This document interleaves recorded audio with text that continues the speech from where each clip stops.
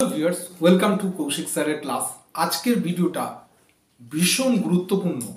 যারাই বাংলাতে হোক, হিন্দিতে হোক, ইংরেজিতে হোক, যে কোনো ভাষাই হোক কথা বলতে ভয় পান, তাদের জন্য আজকের video. How to improve hour speaking skill. এতদিন অধিকাংশ ভিডিওতেই আমরা স্পোকেন ইংলিশ, কমিউনিকেশন হিন্দি নিয়ে কথা বলেছি, কিন্তু আজকের ভিডিওটা অন্য ভিডিওর থেকে ডিফারেন্ট।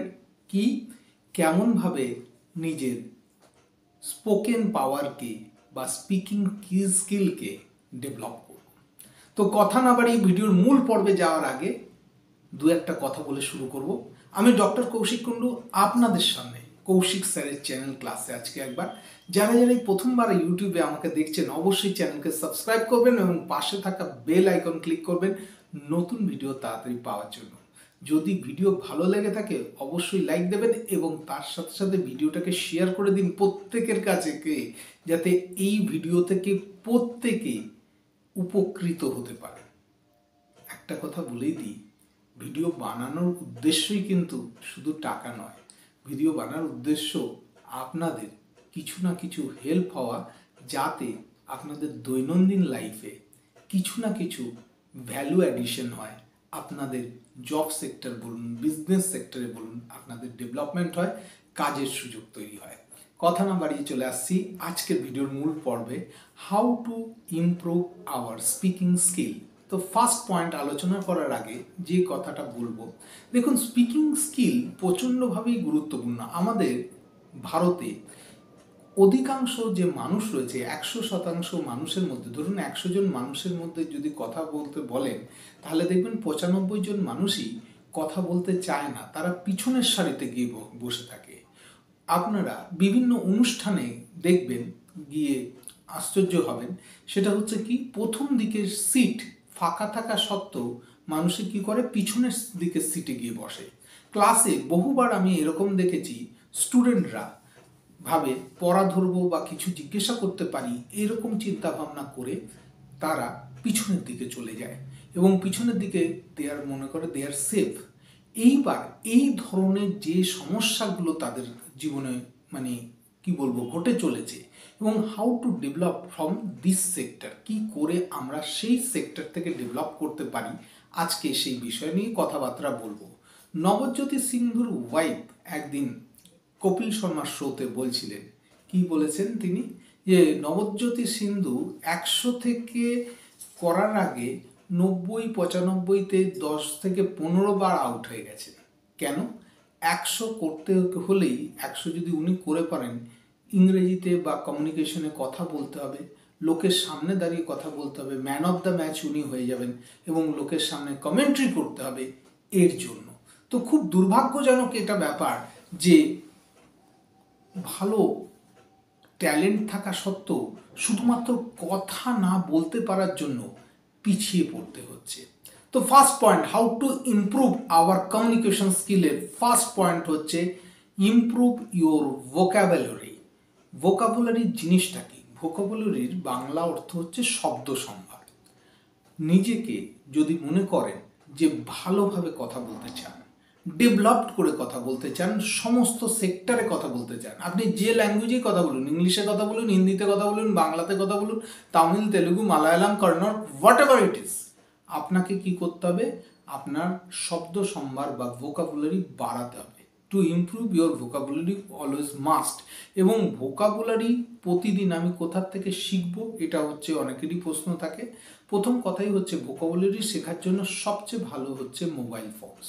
আপনি প্রতিদিন মোবাইল ফোনে আপনি কিছু দেখে বা কোনো নিউজ পেপার পড়ে সেখান থেকে 3টে থেকে 5টা ওয়ার্ডকে আপনি কালেক্ট করে আপনি কিন্তু ভোকাবুলারিকে ডেভেলপ করতে পারেন।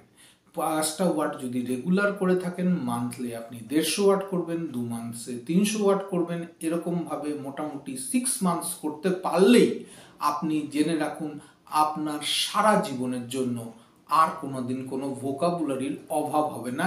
সেই ল্যাঙ্গুয়েজে, পার্টিকুলার ল্যাঙ্গুয়েজে, আপনি Bangla, Hindi, English, what ever it is, সেই ল্যাঙ্গুয়েজে। সেকেন্ড পয়েন্ট খুব গুরুত্বপূর্ণ, ইমপ্রুভ ইউর প্রোনাউন্সিয়েশন। প্রোনাউন্সিয়েশন খুব গুরুত্বপূর্ণ। আমি অনেক সময় দেখেছি, বিভিন্ন সেক্টরে গিয়ে দেখেছি, শুধুমাত্র প্রোনাউন্সিয়েশনের গন্ডগোলের জন্য মানুষের অনেকটা ডিস্টার্ব হয়ে যায়।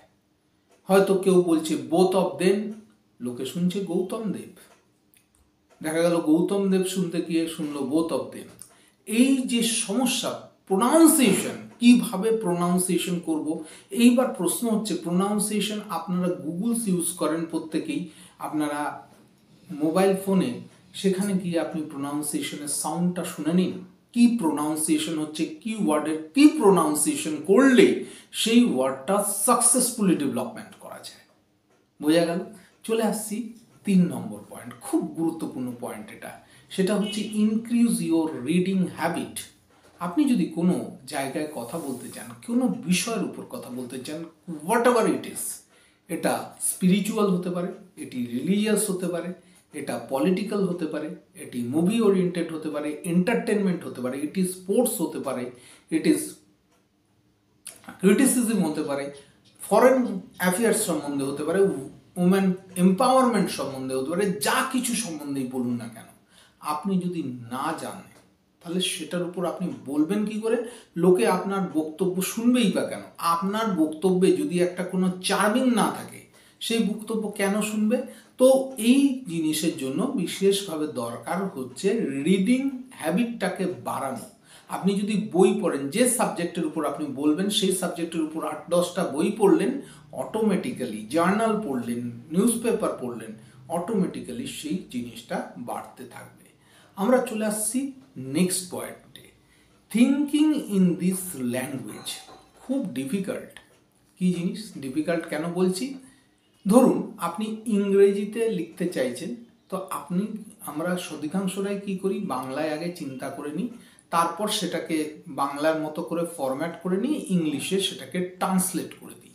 এতে প্রবলেম কি হয়? ধরুন ইংরেজির ক্ষেত্রেও, বাংলাতের ক্ষেত্রেও বা হিন্দির ক্ষেত্রেও, what ever it is, problem কি হয়? এতে সময় অনেক বেশি লেগে যায় এবং কোয়ালিটি অনেক ডিটোরেট করে যায়। কেননা কি, বাংলা জিনিসের একদম ডাইরেক্ট ইংলিশ ট্রান্সলেশন করা খুব ডিফিকাল্ট হয়ে দাঁড়ায়। আমি বারবার বলছি, যে কারণে আপনাকে যে সাবজেক্টের উপর আপনি দক্ষ হতে চাইছেন, সেই সাবজেক্টের উপর অবশ্যভাবেই আপনার কিন্তু সেই ল্যাঙ্গুয়েজের উপর ভাবার অভ্যাস করতে হবে। চলে আসছি পরবর্তী পয়েন্ট, সেটা হচ্ছে কি 5 number point, increase your writing skill.